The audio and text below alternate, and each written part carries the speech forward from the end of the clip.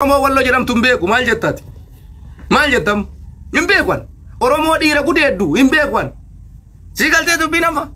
si taa dubbiin kun akkana yoo sitti kana dhugaa godhe nuti warra akkasiiti dhiiga kenna baafannu malee maqaa arsii deebifnee deeffannu malee warra nu gudeennu malee abadan teetteen buliyyaa dhiira suudii keessa jirtu qabsiisaa jennee isin kadhade jaarsummaaf lafa dhiittani lak ebaluu dhaabbadhu ebaluu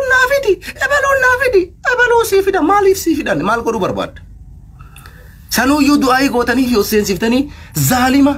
zaalima rabbiin abaaree gadi dhiise ka ilma dhiiraa gudeedhu gaaztii keessa seenee sheetichi ol seensisee du'aayii godhaaf rabbi si haa eebbisu ulfaadhu ilma kiyya maal ulfaata zaalima rabbiin rokkeetti fi diroonii gubbaan sitti gadi buusee si haa cafallaqun jettaniini dirooniin gubbaa sanii dhufee dachii torba jala si haa dabarsu jetteen abaartu yaa sheekh os seensiftee nama gootee sadarkaa namaatii wajjaa sooftaa nama dhiira gudeedhu sadarkaa ilma namaa gootee nama fakkeessitee wajjinaa sooftaa dogoggora guddaa gifiin odalayne tu nuti deebi'e waan nuti kaleessa dogoggoraan dalayne jazaa nuu kafale ummanni kun waan isaan hin qabne miidhaa isaan ummata miidhan dho'isinee fi gootota kenna jenne deebisanii hudduu nu gudeedan abbo ilma arsiitti hudduu gudeedame maal jettan isin Oromoo arsiin amma kanarratti maqaa keessan deeffachuun barbaaddu kanaafi yaanni furmaata isa kana warri zaalimtoota harka jiru dhiisaan raanfadha dhageeffadha ilmaan sikkoo mandoo warra jarri qabanii harkaa qaban akkuma isiniin jenne yoo isinii dhaluu danda'an ulfeessa tokko kana warri walloof hin jettan dhaqaa nama 10 utti ulfeessa tokkoffaa kana lammata yoo ajjeesuu barbaaddan xabbafattanii yoo nyaachuu barbaaddan xabbafadhaa nyaadhaa ujoollee qabdanii harkaa qabdan nama 10 harkaa qabattanii 20 harkaa qabattanii 30 harkaa qabattanii 40 harkaa qabattanii yoo barbaaddan xabbasaa nyaadhaa warra amma booda karaa deemaa jirtaniifoo amma booda taariba yeroo deemtan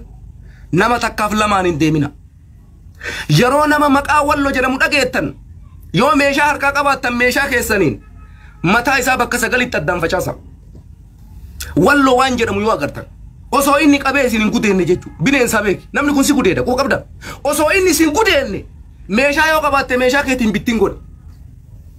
tokkoffaa kana yoo ammoo haalli isinii mijaa'e dhagaan dhayaa qilee dabarsaa biraa tara dhagama kana itti gadhiisi mataa dhayii qileetti dhaba godhi kophaan deemina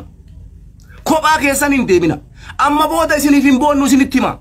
nuti dhiiga nurra dalagame baafachuudhaaf taaggalla malee ganaa nama haarawa walloon qabde ilma arsee tokko walloon qabde sanillee galgala kana gudeedaa jirti mucaan akkas ta'e mucaan achii dhabame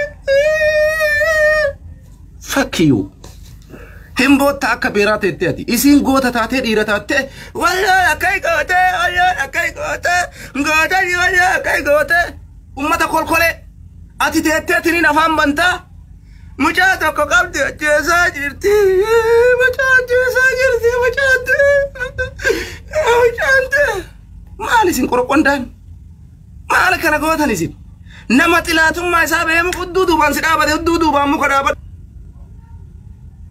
keessa ol dhiibe achi maali kuni kana caala wanni ta'u hin jiru gaafa ofii keessanii gudeedamtan dubbattanii warri sheekolee isin mataa keessan rabbiin carraa kana isinitti haa qabu warri sheeka taatanii mucaa gudeedame kanaaf jaarsummaa taa'aa jirtan isin mataa keessan isin haa gudeedan inshallah sheekolee mateen naayyuu jechu wallahi laziim osoo beeytan har'a ilmaan arsii taatanii gadi baatanii dhiiga mucaa gaafachuu dhiistanii guma